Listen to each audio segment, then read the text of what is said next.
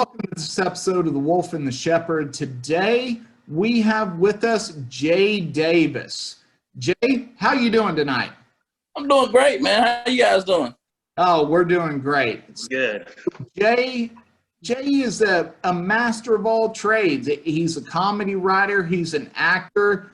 He lives in Chicago, even though that's not part of the country of Texas. We're still willing to talk to him. So Jay, it's great that you can join us today. And this is actually one of our first episodes that we've done on The Wolf and the Shepherd on Zoom and done via video chat. So Jay, we are extremely happy that you've actually volunteered basically to do this with us, and we're excited about it.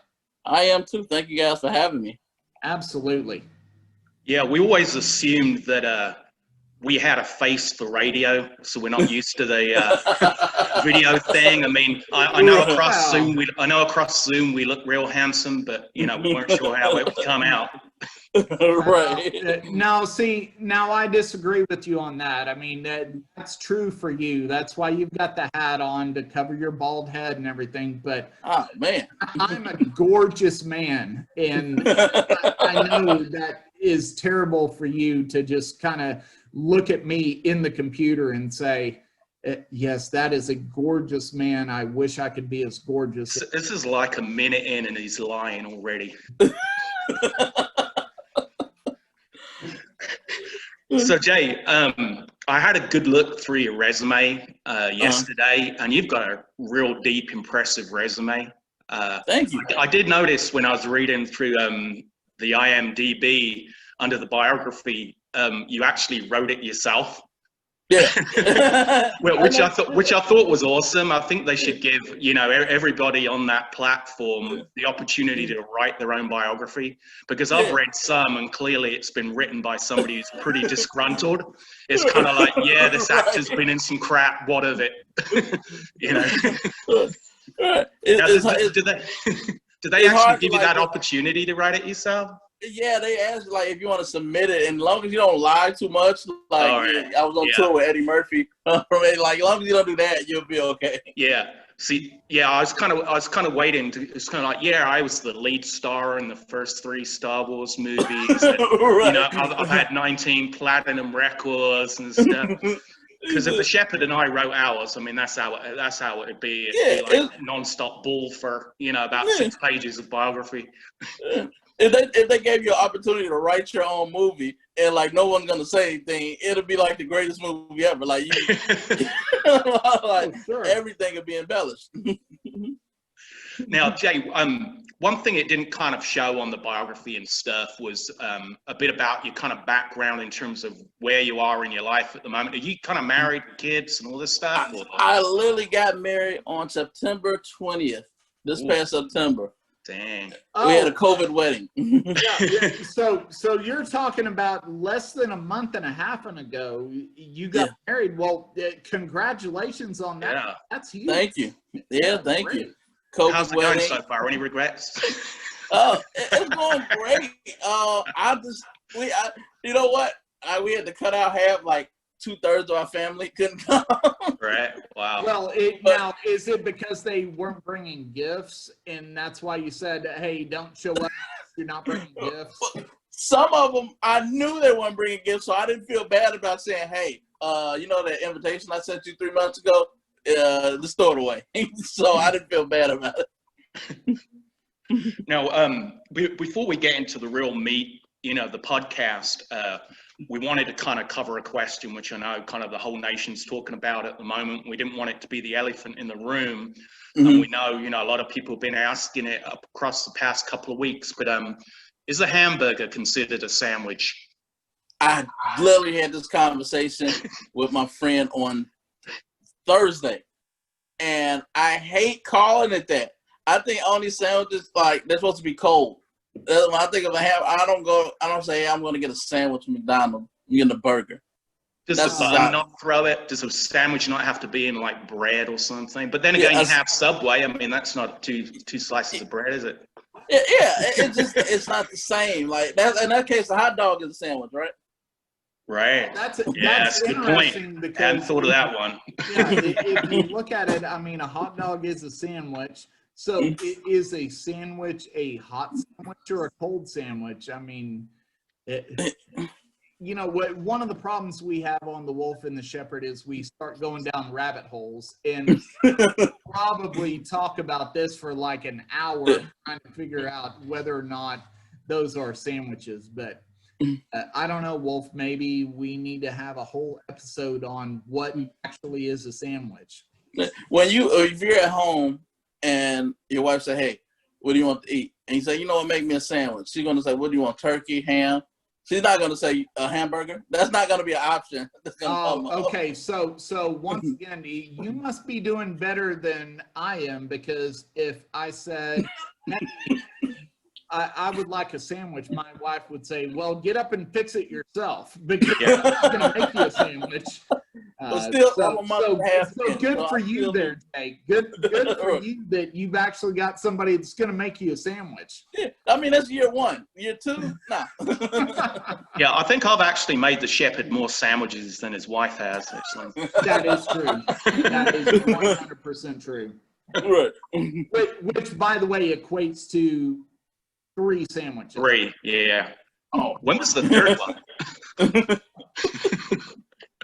So Jay, again, looking through your resume, you've really kind of gone all over the board in terms of everything you've got involved with.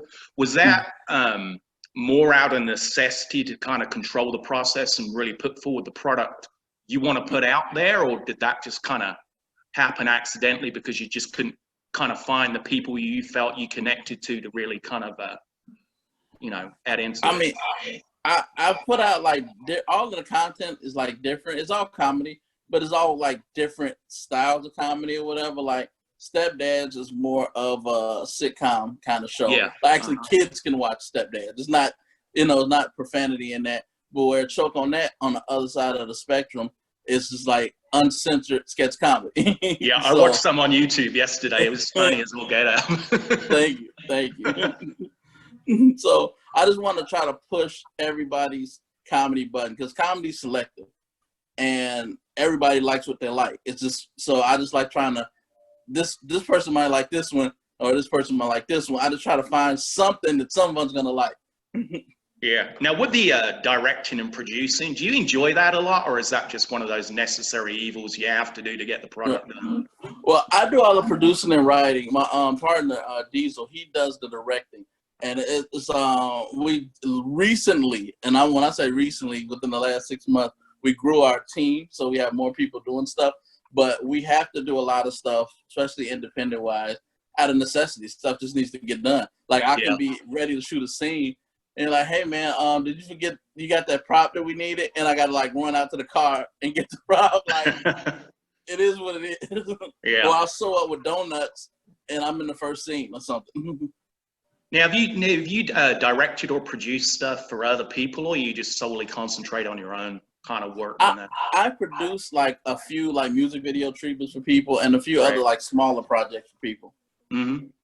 Now, do you enjoy one more than the other, or I mean, is acting the most fun thing, or is that kind of producing? You have more control over stuff before things happen. So I like to know, like, I don't like surprises. So it's like I control, like, hey, I have to make sure people showing up on set on time. Like, I call it babysitting, basically. Yeah. So I've heard all kinds of excuses. I just have to make sure, everybody's on the same page as far as their lines. If they have any questions about the character, location scouting, I do most of that too.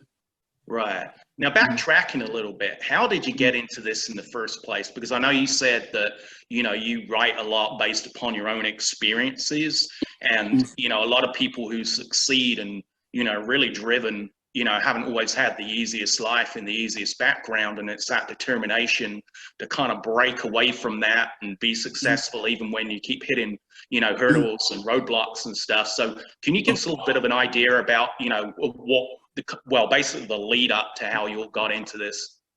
I just started writing. I needed something to do, and I was just at a point in my life where I'm like, I got to figure this out. I got to figure what I want to do out, because I did like what people wanted me to do as far as go to school, all that stuff, but it wasn't what I wanted to do. So I had to figure that out. So I started writing down these short stories about bad dating experiences.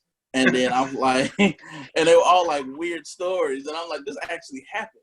And so I think I want to say I went on Facebook or somewhere, and I found like a guy, the first guy I found, like he had a camera and like he shot stuff. Like, hey man, how much would it cost to shoot this sketch or whatever? And I shot the first one and put it out. Now it's terrible to me, but at the time it was like, oh, this is not that bad. And so people liked it. So I kept doing that. I kept doing like I got up to like 10 5-minute short stories. And then I took the characters from all my web series that I created and made my first movie. Right. Now, is everything you've done in terms of writing, producing, directing, all been comedy based, or have you ever kind of drifted off into another genre? No, everything that's out now is all comedy. I have I have like a few horror and thriller scripts that we haven't shot yet. I've been working on like doing like the COVID stuff, but I look forward to shooting those, but it's everything for the most part has been comedy. Right. Do you think being predominantly, a comedy writer and being known for comedy, do you think that makes it harder to branch off into other genres? I don't know. Well, before I saw Get Out, I was like, yeah, but Jordan Peele, when he did Get Out, I'm like, oh, okay, he can do that. Like, and people accepted it. So it's just all about having something creative and something different.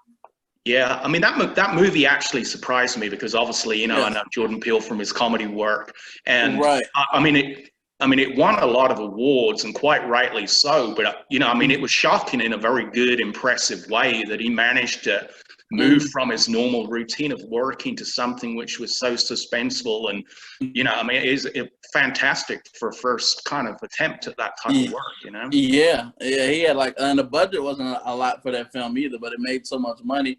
And I think it's just that muscle, that creative thing he has in him. Like comedy, you have to be creative all the time. You can't just be like a singer can write the same song for 10 years and people will love it. Comedy, you have to have something different because people are always looking for the next joke. Yeah. So in the era that we're in with, the era of COVID, have you tried to write something in that, kind of COVID, background or whatever, that kind of theorem behind, hey, let's try to write something based off of what's going on with COVID now and got that in your back pocket? Or have you decided, hey, nobody wants to hear about COVID anymore. This, I don't want to hear about this anymore. So I want to write something that, somebody can laugh at while we're dealing with this. Right. I wrote something at the very beginning, and it was like the top 5 things that people, it was like a sketch, the top 5 things that people did while in COVID. And I things I've seen on social media, like somebody tried to do a comedy show. People started an OnlyFans page. People started exercising. So it was a sketch. But as far as like a movie, it's going to be a while before, because I know personally, between 35 and 40 people who's had COVID and a few that passed away from it. So it's right now, I'm I don't think I can make a movie about COVID. It's it's still too fresh. We still really haven't had a feature movie about 9/11. Sure. Yeah, I mean, well, there's been a few. There was that World Trade Center, and I think one other. But have you actually been working kind of on some material about COVID? Because obviously, once everybody returns to the stand-up, tours and everything, there's going to be jokes in there about it. I know it's still a sensitive topic, but in the same way, people make jokes about the flu, and more people kind of die from that. So, I mean, have you started kind of writing some stuff about maybe fitting some stuff in about COVID? Right. I got a few things that people, you have to learn how to talk mask. You have to learn how to understand mask talk. Someone got a mask on to talk to them. I went to a comedy show right after things kind of opened up, and it got real awkward. One of the comedians was like, hey, somebody probably got COVID right now. And it's it got real quiet, and people were like, okay. So you being up in Illinois, I mean, it's probably a lot different in Illinois than it is in Texas. So, walk us through it. Not that we want to sit here and focus on COVID by any means, but I mean, in Texas right now, I mean, we're open. You got to wear a mask here and there, but we live in our own little world here in Texas. So in Illinois, it's got to be a lot different. And for the record, walk us through, how it is for just, the average Joe, not the average Joe, by the way, but the average Joe that's walking through Illinois, especially in Chicago, of what they have to deal with the COVID right now. Well, to start off, I went to Texas for the first time 3 years ago. That is a beautiful place, by the way. I was in Dallas, and I had a great time. And I was going there for a funeral. Well, Jay, of course you did, because Texas is Texas. It is God's country. This is where everyone should be. And like you're saying, you're already trying to convince us how great Texas is. We live here, so we already know that. Yeah, it was like October, and it was in the 70s. I'm like, oh my God, it's beautiful. So, but here, we're headed towards another shutdown. We have it gets cold fast, so restaurants are gonna suffer. Now in the summer, they had like tents outside, and they had like the open cafe outside. I don't know what they're gonna do in the summertime, because like, what's the difference between having a tent with a heater in and actually going inside the restaurant? Right. Like I don't get that. But the mayor and the governors pretty much shut things down. You got to wear a mask everywhere. Like, if you see somebody without a mask, they might as well have like a pistol in their hand or something like that. So, that's how we operate in Texas anyway. Everybody's got a pistol in their hand. Right. We're all riding a horse and we're shooting guns in the air because that's what Texas is. Now, your mayor there in Chicago, is that Lori? Yeah, we call her Uncle Lori. Uncle Lori.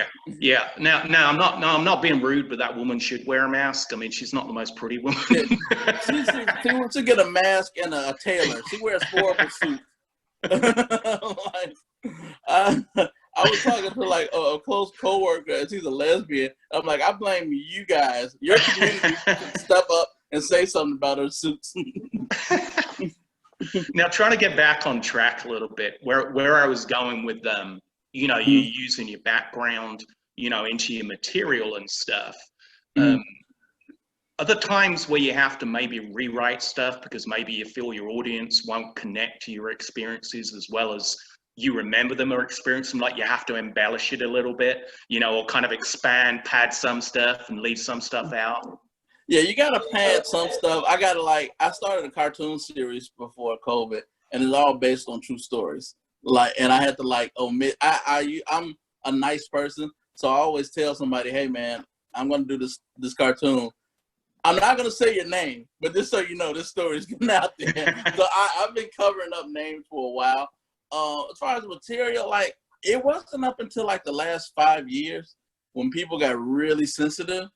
And it's just certain things that I said in 2012 is I can't say now. So it's just I don't get it, but oh well.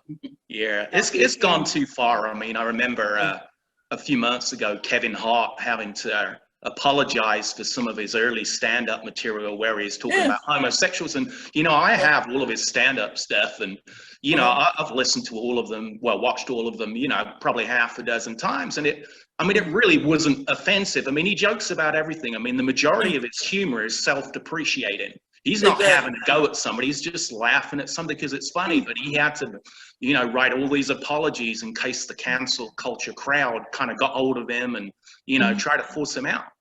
Right. I mean, I've never it's a difference between a joke and being hurtful and trying to harm someone. A joke is a joke. My opinion, if you want equal rights, you should be able to take equal jokes. Right. Like Richard Pryor talked about doing crack and setting himself on fire, and nobody can say anything worse than that about anybody else. Right. He talked about himself, so I'm like, you can take that. Just man up. Oh yeah, some of Eddie Murphy's original stuff, especially when he was talking about homosexuals. I mean, that stuff was close to the bone. I mean, now they would never air that stuff, but I've got some of his early stuff. And my thing with Kevin Hart, hey, how far do you go back? How far do you go back where you're looking to get offended? Like, what is there a time frame that you go back? Well, the problem is now, I mean, they search through all of your social media as well. I mean, like if you sent a tweet, 9 years ago, they call you out because of that. And it's like, that was 9 years ago. I might have been drunk. I might have been joking with somebody who, it's along those lines. It's just. Yeah.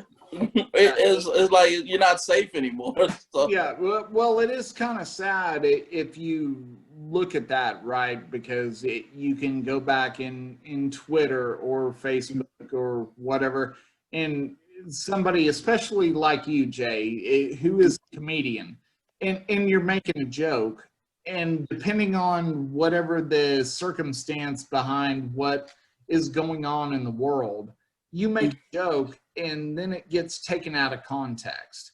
And, for most comedians, all comedians are trying to do is make people laugh. Yeah. And that's why the vast majority of the population love comedians, because we want to laugh. We want people creative like you to just turn around and give us something to laugh at, because we're sitting there, before the era of COVID, right? We're driving to work, we're getting through traffic. We finally get to work. We got to drive home through traffic. And you know what? We just want to laugh.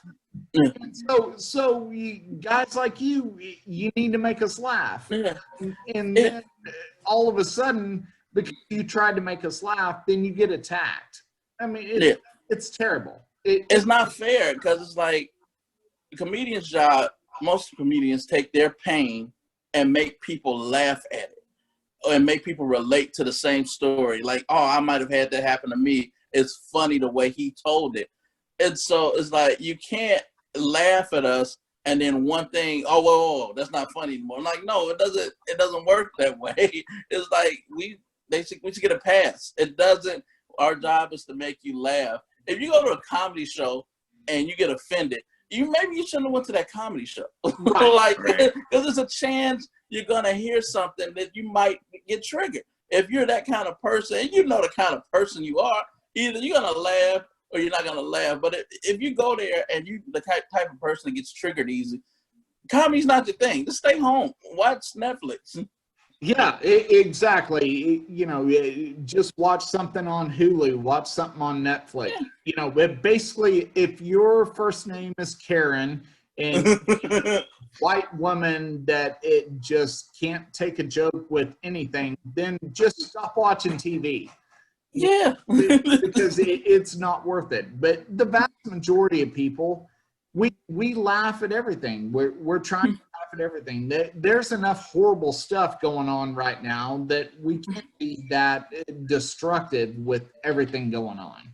Exactly. I think people have a poor perception of being able to dissect a joke and having that joke being funny as opposed to the subject itself not being funny. I mean, Ricky Gervais tells this joke. It's what did the deaf, dumb, and blind kid get for Christmas? Cancer. And, it's funny. Now, cancer's not funny. Being deaf, dumb, blind isn't funny. It's just one of those, when you put it together, that kind of synergy, it's funny, but it doesn't mean those subjects itself, when you dissect it, are funny. But you can make almost anything within reason funny as long as it's understood. Look, this might not be the way I feel about something. I'm up here, even if I'm a comedian, I'm still playing a role in a way, It's just like I'm reading a script in a movie. It doesn't mean, I agree with everything I'm saying in this movie. Right. That people don't think that Arnold Schwarzenegger really murdered thousands of people, or like that Rocky could actually beat Mr. T in a fist fight. Like that, it just doesn't happen like that. Oh no, I think Rocky could beat Mr. T. Right now. He could now. But it's funny you said that deaf thing. I had a sketch. It's called The Deaf Interpreter. And when we shot this, it's basically a guy goes over to a girl's house and she's deaf. and she has a male interpreter there, and he's just like he's unorthodox being an interpreter, and he's just basically like, yeah, I want to have sex with you. It's like that kind of thing. Shout out to Sketch, it was great. I had a person that knew sign language, and she couldn't make it. She canceled. So a comedian friend of mine, she knows a little sign language, and she agreed to do the sketch. So we put it out, and went viral, and I started getting all these incoherent inboxes from deaf people. And they were not angry at the sketch. They were angry because I didn't use a real deaf person. Yeah, now I saw that on YouTube. Is it like the deaf interpreter or Yes, something? Yeah, I saw that. They were angry that I didn't use a deaf. I'm like, but Wow. it was like it didn't have caption on it on Facebook because Facebook didn't allow you to put caption. But on YouTube, it had caption. And they were angry with me because Facebook didn't have a caption so they could read it. Well, I'm kind of pissed they don't use real dead bodies in movies. I mean, like that kind of ruined Terminator 2 for me. Exactly. So people like a nitpick, they'll look for a reason to be angry, it seems Yeah. like.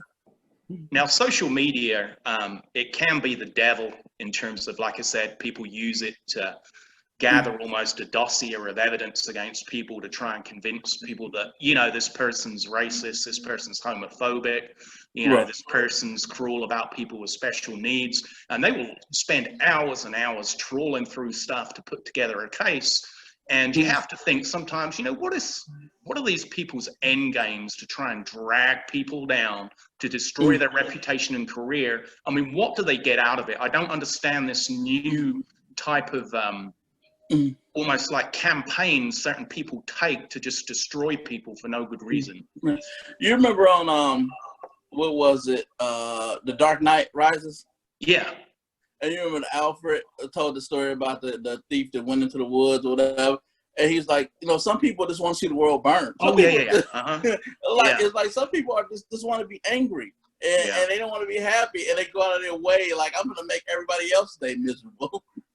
Now, do you think it's easier, you know, with your own work to kind of get the word out there and promote it? Now there is social media, you know, you've got YouTube, Facebook, all these other platforms. Because I mean, before, you know, unless your agent was, you know, really working 24/7, you know, you had to do a lot of the work yourself, which, you know, involved, you know, basically being on the phone all the time, knocking down doors. Now you've got these platforms which can do a lot of that promotional work for you. Has it made it easier for you to kind of connect? Yeah, it's a lot easier. It's like it takes marketing. It helps marketing your product a whole lot cheaper and faster and more efficient. Like I can reach somebody, like someone from like, I want to say South Africa. A few people from South Africa reached out and said, I seen your movie. And it's like an old movie I did. Like, it's so funny. I just watched it yesterday. I'm like, oh, thank you. So it's like with that, like that would take thousands of dollars to do just without social media. Yeah. Yeah, or a couple of random white guys here in Texas that you do a podcast with, right? I mean, yeah, or that. I mean, as much as we enjoy it, if you look at it back in the day, we probably never would have been able to connect. So you've got to appreciate the fact of social media and the internet and everything that we can, you know, have avenues that we can talk about stuff like this. I mean, when, you know, the initial part that was reached out to me, I started looking at your stuff and I'm like, this is funny. I mean, this Jay Davis guy, he's funny. And I realized there was one thing I saw from you before that I didn't realize it was you. And, I start watching some of this stuff. I'm like, man, this guy is funny. I mean, he's hilarious. Thank you. And it was great. And then, of course, I told the Wolf about it, and he starts watching it, and he's like, yeah, this guy is hilarious. Like, why is he not, you know, shot through the ranks? But you've got to pay the social media tax, right? There's some people out there that are trying to make their way through, you know, all of the myriad of absolute garbage. I mean, let's be honest. I mean, there's a lot of garbage out there, right? Yeah, it is. So you got to get past all that garbage. But every once in a while, if you're sifting through the garbage, you say, well, wait a second. oh, this is good. Oh, It's good. And then next thing you know, it becomes viral. right. And that's the I'm like, how does that happen? I see a lot of stuff go viral. I'm like, oh, this guy got kicked in the nuts. 1 million views. That's creative. So, Now, have you ever been a victim of any type of censorship yourself, kind of people like on any of the platforms of, say, like, I mean, I get banned from Facebook probably about twice a week. I'm permanently banned from Twitter. But have you been a victim of any type of censorship? You've either been told to take it down. I have never. Like, that's the crazy thing. I post as much reckless stuff on my Facebook, all my social media pages as I can find. Like all memes, sketches, everything. And I think the only thing that has happened is like Instagram said, "Hey, we had to pull this post down," and it was like a post from like 2 years ago. I'm like, all right, but it's not. I've never Yeah, I don't even remember doing that, but okay, if you got to pull it down, that's fine. Yeah, I've never been, and I'm shocked by that. I'm like, maybe I'm not doing something right, but I've never. I went off on people. Like, I've never been banned. Now, you mentioned that, it's a surprise sometimes how things go viral. And I've seen some stuff which is viral, and I kind of look at it and think, why the heck is this viral?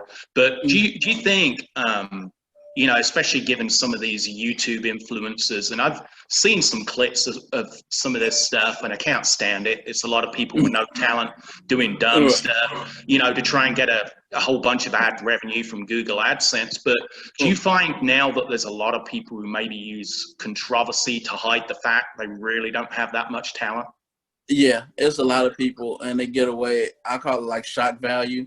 They just like they're gonna try to shock you into laughing, and it's like, how far do you go? Like, how hurt do you have to be before you realize, like, you know what, I really don't have it. Right. Yeah.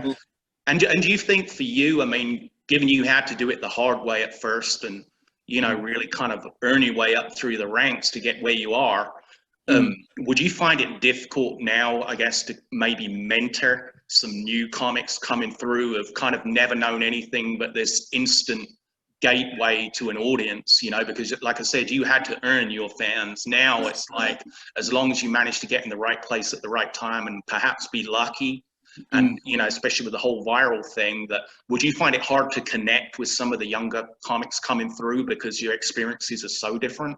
I think it is. I actually I've spoken to like other people who do like viral videos, and it's just like it's a age gap. Like, they see their people who they look up to are like people who became famous on Vine, and it's like the people I look up to are like Robert Townsend, Eddie Murphy.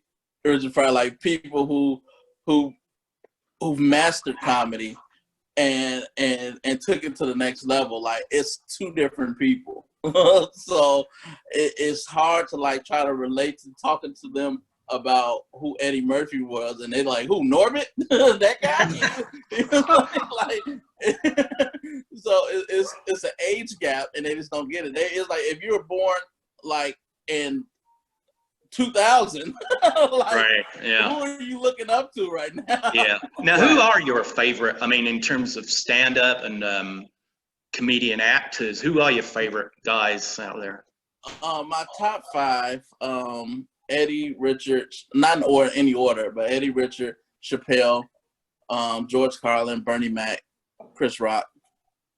Yeah, I love Dave Chappelle. I mean, I must have seen every episode of the Chappelle Show at least a dozen times. I mean, that guy he could read a menu in a restaurant and it'd be funny. I mean, that guy's just got that. Yeah. I mean, his face with him as well. I think it's his face is just funny, even when he doesn't say anything. He's just able to just move his eyebrow, and that gives you the entire commentary on something. I mean, he's such a talented guy. I mean, I'd love to go see him. I actually was supposed to go see him earlier in the summer, but the tour got cancelled. He was going to be coming here and to Dallas somewhere, I think. But I definitely want to go see him. He's good. Yeah, but let's talk about like a Richard Pryor or somebody that's passed away. And of course, Richard Pryor comes up to me right now. What do you think as a comedian that Richard Pryor or someone like that would think about what's going on right now with the way comedy is, with the cancel culture and everything else? How do you think they would react to that? I mean, I've seen Dave Chappelle, I've seen some of the things he's talked about, and I look at what Dave Chappelle says, and I'm like, God, that guy is so brilliant, and he's so right on this. But you know, Richard Pryor didn't come from the era of Twitter and social media and all that junk. So if you could rewind back in those days from like a George Carlin or a Richard Pryor, what do you think those guys would have to say nowadays with this? I think they would be relevant because the stuff that Carlin talked about, he talked about the government. Richard Pryor talked about police brutality. Like everything their content would be relevant. As far as them getting censored and banned, yeah, they would get Me Too'd and everything would happen. They would get canceled because some of the stuff you just can't say anymore.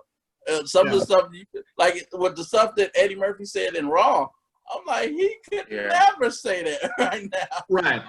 No, I remember some of the stuff that George Carlin, for instance, talked about, and most, we'll call them conservative people, would say, oh, we don't want to listen to George Carlin. He's this, that, and the other. And now you look at it today, and all people are saying, listen to what George Carlin is saying, you know, and we're right behind this. And it's so comical, ironically, to use that term, but it is comical how much we've spun around with that.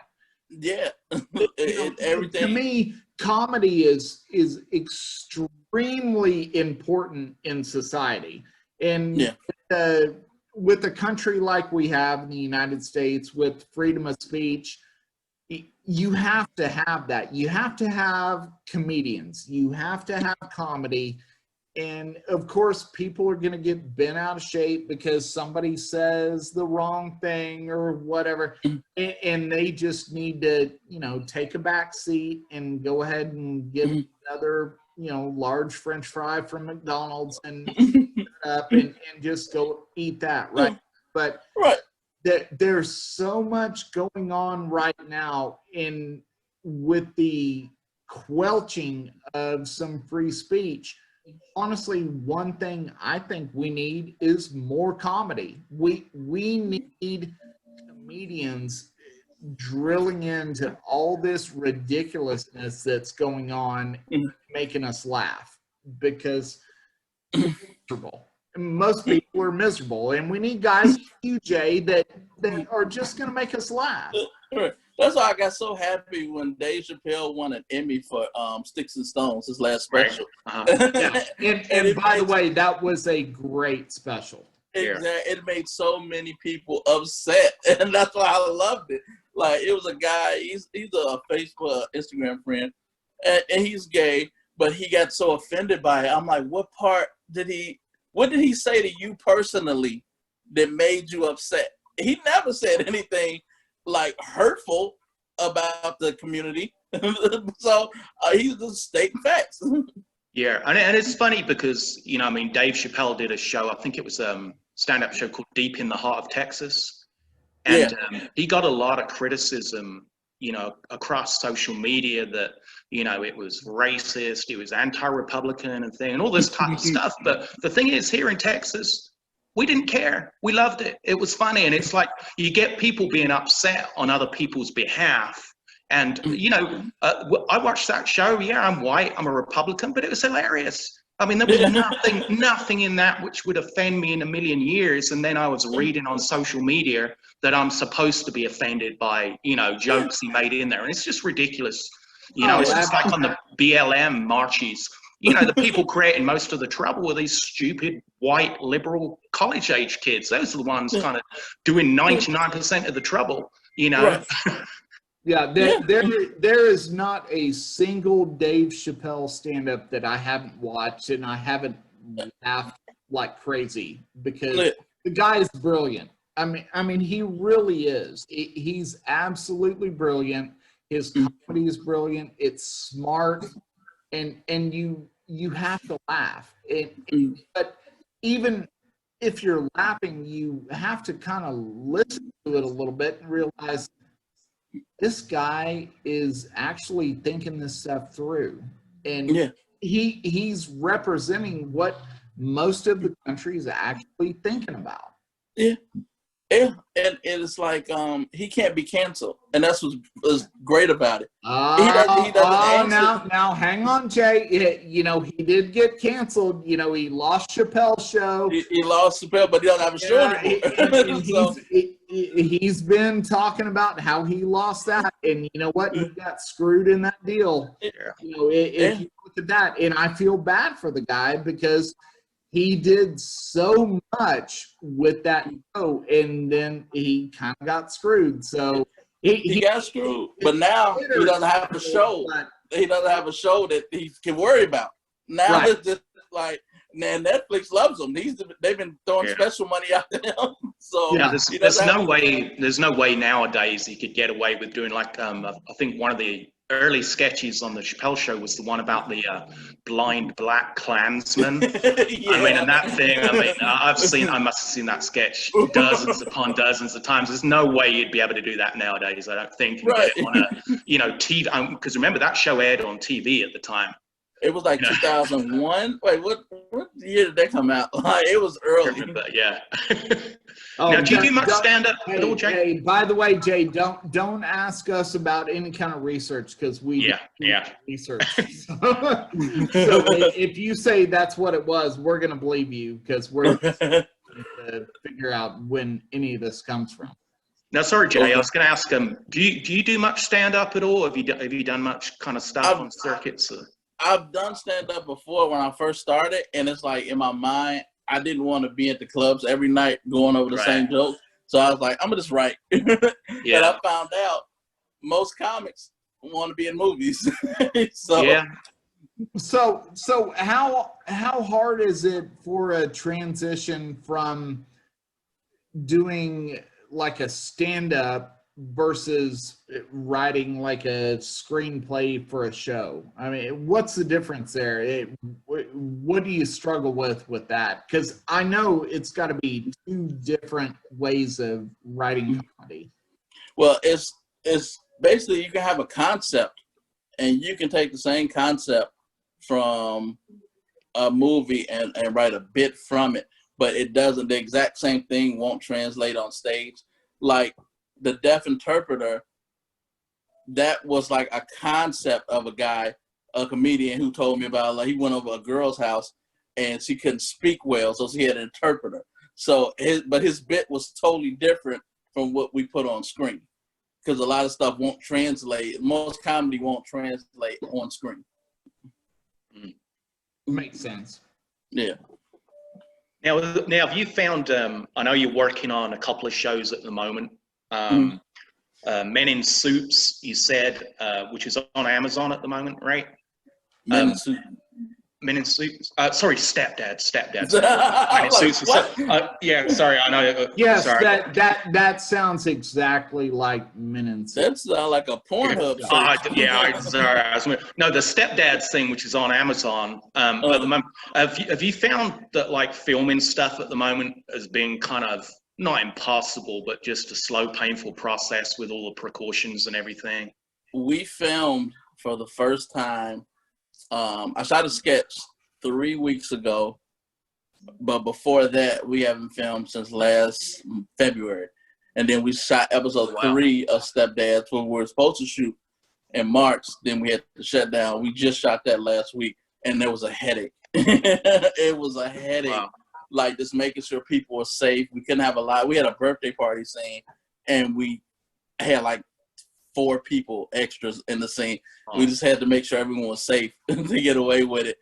And it's going forward, it's going to be hard to do. Now, would that whole thing have been wrapped up by now, that whole season, if it wasn't for COVID? Yeah. Because your second season of Choke on That, have you finished filming that, or is that everything's done filming that? We're gonna add like a few more sketches right before we shot. Like 6 sketches in one day in February, the last day we filmed, and everything's in post-production right now. So I had a few I wanted to add, but I was like, nah, we can wait. Yeah, because those episodes are pretty short, right? It's like 20, 22 minutes or something. Yeah, 22 minutes. Yeah. Oh. Now, is it giving you more time, you know, obviously not being able to film as much as you want? Is it giving you more time to kind of sit back and write and maybe plan future projects? Or have you been trying to kind of, I don't know, focus on maybe doing a few more real life kind of things? No, I've been writing. I just finished a feature film like 2 nights ago, like a script. Just touching up old scripts and old TV pilots that I have. Okay. And that's pretty much what I've been doing like the last 8 months. And I started a cartoon series too. Yeah, I remember you mentioned it. Now what's that about? Is it kind of along a kind of like South Park type comedy thing, or is it a little more subtle in terms of the comedy? It's me narrating true terrible stories that happened to me. I'll give you one. The first one I put out, and it's actually, we shot the sketch already, but we didn't edit it. So I actually like made that into a cartoon. It was a story of, I slept with a girl and I was about to leave. And she said, there's something inside of me. And I looked and it was a condom inside of her, but it wasn't my condom. Oh, no. So that's kind of like true story. Like they're quick 2-3 minute stories. Now, do you have anybody in-house, like in your own team, who does the animation, or do you kind of outsource that? Do you have a specific studio who does that? Because I should imagine that, you know, when you want to do an animated series, it's a little bit harder because, you know, how do you kind of put that image in your head into animation? I mean, when it's real life, it's a little bit easier. It's like you stand there, you know what the people look like. Right. But with animation, you know, I mean, it's amazing in some ways, you know, shows like South Park and The Simpsons are so successful because the animation is pretty basic. Yeah. You know?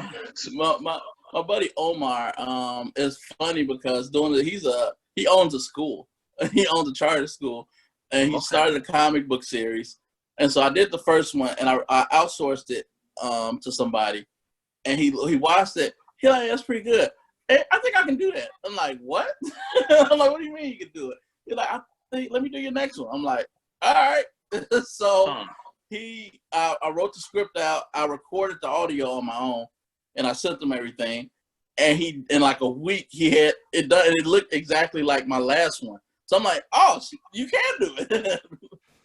So now, would you consider doing like a feature-length kind of movie animated thing, do you think? I've thought of that. Someone asked me to do it, and somebody, they wanted to hire me to do it, and then I told them how much it's going to cost. And they're like, oh, no, sorry. They wanted me to do like a 20-minute Christmas thing.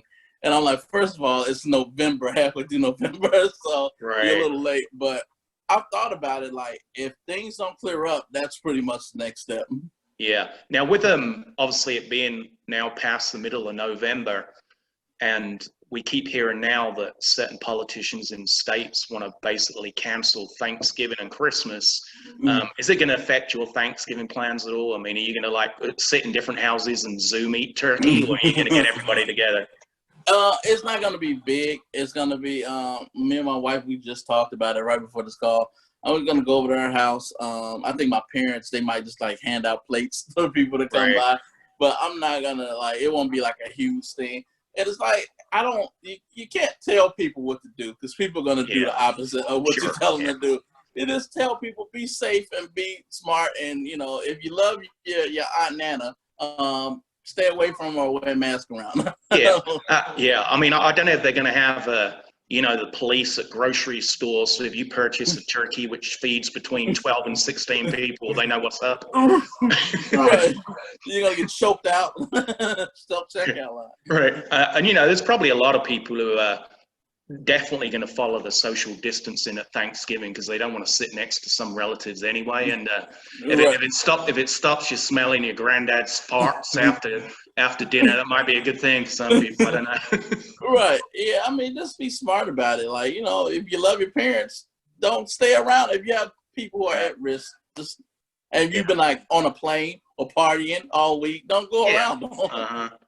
Now, you've heard, obviously, this past week about all the, the two new vaccines which have come out. One, which is, I think, from Pfizer, which is supposed to be 90% effective. And there's another one which came out a couple of days ago, which is supposed to be 95% effective. And we actually did a podcast about a week ago on vaccines. It hasn't been released yet. And we discussed about whether we would take a vaccine which has been through such a short trial period, especially given, I think it was flagged maybe about 6 weeks ago that some people for the Pfizer vaccine were having some very adverse reactions to it. But there hasn't been a long enough study period to really kind of work out even what the effects medium term might be. So having said that, would you get a vaccine if it was offered to you? I'm not going first. I am not going first. I'm not going to be that zombie origin story guy. Like, I'm not going to be that guy. Like, I think they should test it on China first, just like inject the whole of China and then give it like about 3 months and see what happens. Take the data from that. they still haven't perfected a facelift yet. So right. I'm not taking the COVID vaccine. Right, yeah. So yeah.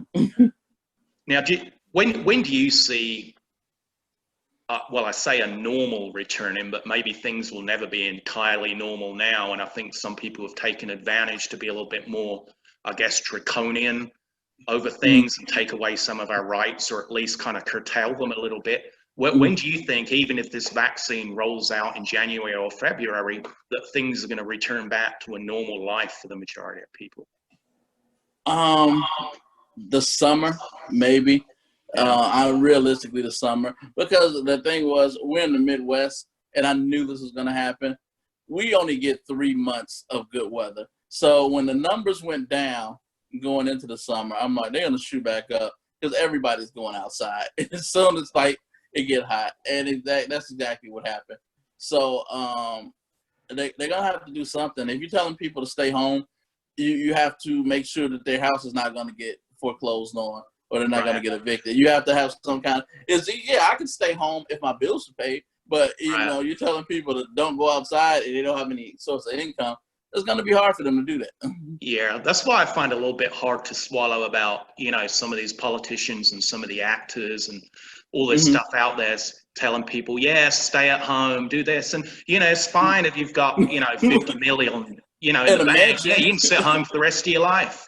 Exactly. But when people have got to go out and work and earn a living, now obviously I don't know, to what extent you can really take a back seat and ride this stuff out. But I mean, do you have, obviously other than what we talked about with stepdads and choke on that, do you have other projects which at the moment would already be in the works and, really got going if all this stuff hadn't happened? And yeah, we're planning on shooting a feature last summer. Like we had like a feature movie, and that usually takes a majority of a summer to do because we film on a weekend. So that had to get put on the back burner. Like I know comedians who move and actors who moved to LA, and I went and got my groceries from Instacart, and one of the actor who moved to LA was doing Instacart. He had to move back home. So it's rough for everybody right now.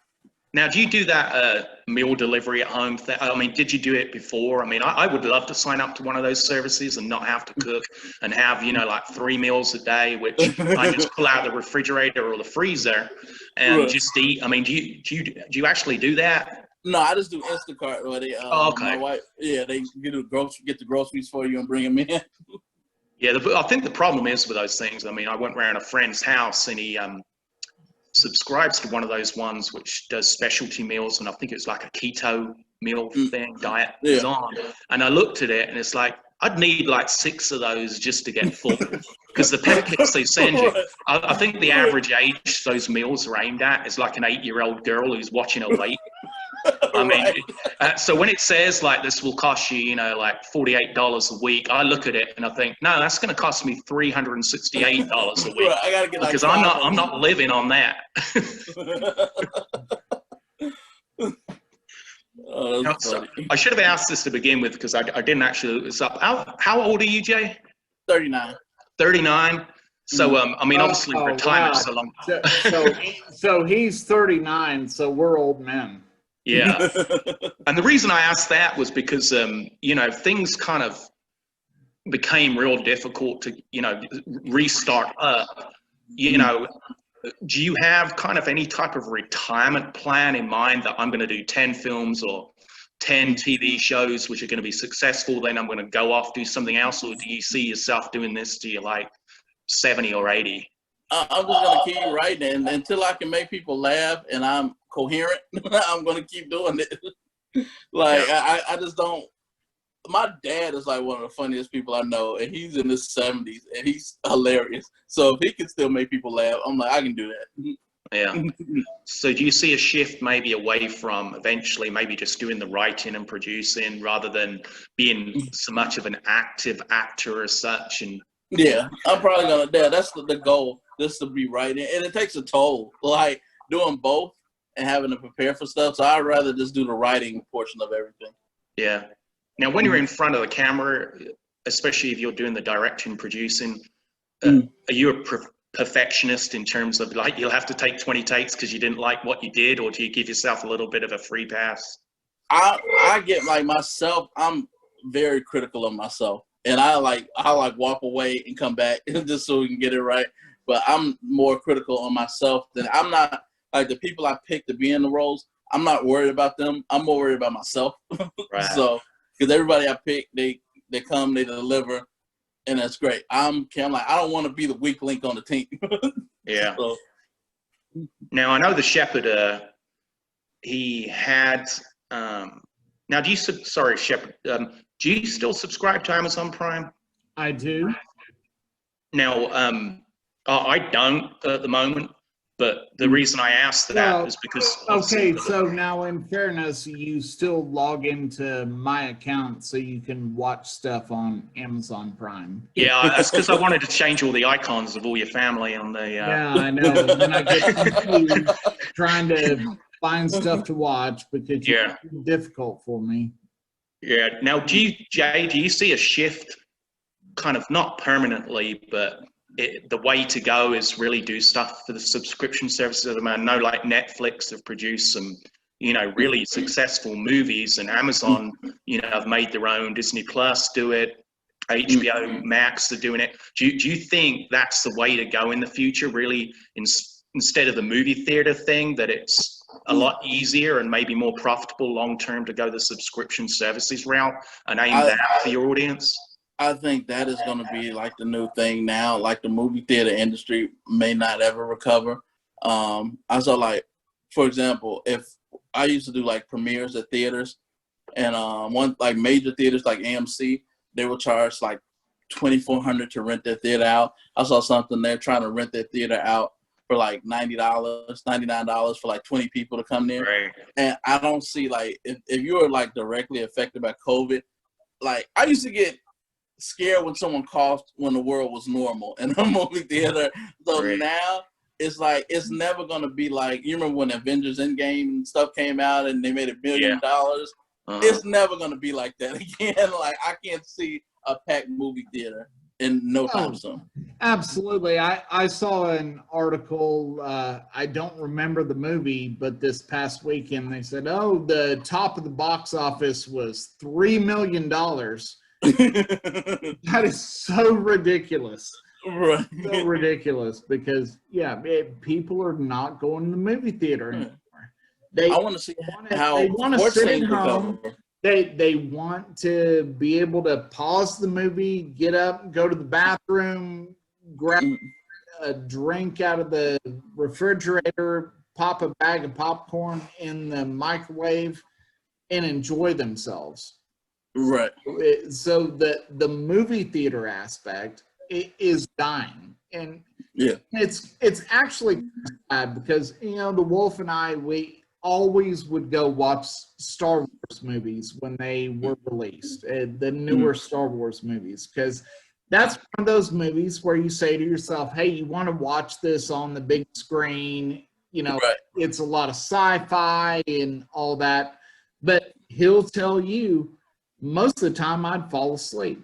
and I love Star Wars, but if I go to the movie theater, I get in that big comfortable chair and I fall asleep. Right. Yeah, and we'd normally go with another friend of ours, and he'd sit one side of me. Our friend Eric, he'd sit one side, just eating nonstop. You know, get one of those bags of popcorn, which was the size of a trash recycle bin, and then I've got the shepherd the other side of me falling asleep, and I'm sitting in the middle, like, really, I paid $9 for this. Yeah. And especially when we watched Rogue One, you had to smack me upside the head to say, "Hey, this is the Darth Vader scene. You want to watch this?" Like, I want to watch it, but I'm kind of tired, so I might just still want to sleep. Right. Now, I think people have actually learned now that they can do without a lot of things, which they normally did before COVID. I mean, like going to the movie theater, you know, a lot of people did it routinely, even if there wasn't really anything they specifically wanted to watch. They got in the habit of, with a wife, girlfriend, or whatever, going maybe twice a month, once a month. But now, I mean, I think people have learned, again, especially with the rise of the subscription services, that they really don't miss it that much when you build in the convenience of being and able the money to, you spend. yeah, like the shepherd said about getting up to be able to pee, pausing the movie, not paying through the butt for food. And yeah, I mean, now for me, if I go to the movies, you know, I maybe go with normally with one person, and you know, maybe it's a $20 thing because you know we'll bring in our own food. But with a shepherd, I mean, he's got like 9 million kids and a wife, so for him to go to the movies, I mean, it's like an $80. It's like an $80 escape. Right. Or when we would go to the movies, I would wear my leather jacket that I cut the lining out of, that I could put a case of beer in the lining of the jacket, and then we would just sit there and drink the beer. Right. Yeah. Now, one thing I did want to ask you, and obviously you're on our podcast here, is do you have any plans about doing a podcast or something? Do you think that would be a good way to have other comedians on and maybe, you know, talk about things you might not necessarily have an avenue to talk about, and then, you know, reach out to your fans about under normal circumstances? I had started one. I did one a few, like I started my first podcast, I want to say years ago. And then me and my wife did a podcast like a year or two ago. And we stopped because she was in school. And I actually started one in the beginning of the, I did it every Sunday in the beginning of the shutdown. And then I was like, man, I want to do this every week. I remember like every week I had to plan and prepare. I'm like, I don't want to do this. Yeah, So- I think if it actually took that much work, I don't know if we'd do it, because the shepherd and I are pretty lazy when it comes to stuff. I mean, I think for about the last 5 years, every week we've come up with a new money-making scheme, but a lot of them involve too much work, like getting out of bed and stuff. So, but this, because you know what we normally did a few times a week was just stand around and talk about crap, and we figured, well, why not just record it? And so, you know, for us, we'd be doing this anyway, regardless if it was on a podcast. You know, obviously we wouldn't be able to have cool guys like you on here, but you know. Yeah, honestly, I think, Jay, you're a remote executive producer, because that's exactly how we run our podcast. We're very lazy with everything we do. Right. But you know what? You got to keep it fun. And I think that is one of the things that Hollywood and all of the entertainment media is missing, because look, let's be honest, there's a lot of garbage out there. There's a ton of garbage out there, but there's a lot of good stuff out there too. And then you've got the people that have got some good stuff, and then they get lazy and they don't want to do it anymore. And then there's a lot of garbage people that just putting out garbage after garbage after garbage, and nobody wants to listen to this. And they say, why isn't anybody listening to our stuff? Or why isn't anybody watching our stuff? Well, it's because it's garbage. Nobody wants to listen to this. Nobody wants to see it. It sucks. You got to have something structured. It sucks. So. Okay, Jay, have you got anything, I mean, before we kind of wrap up here, because I know you've got stuff to get on doing, and you've had a busy day. kind of, you didn't finish till what tonight, like 7:30 or something, or Yeah. 8 o'clock? Yeah. Yeah. Is there anything you want to kind of, because I know you've got your own fan base and stuff, and many of the people who listen to our podcast might not necessarily have heard of you, but we're going to post some links to some of your work so some people can get to experience. Because like I said, as the Shepherd said, when we watched it, we found it really funny. And I think, I want to share some of your stuff out there. Is there anything you want to kind of say out to, the podcast audience out there? Anything? I mean, just keep watching. Go on my website, jdavisfilms.com. I'm posting updates. New shirt. I don't know if you can see it. Wait.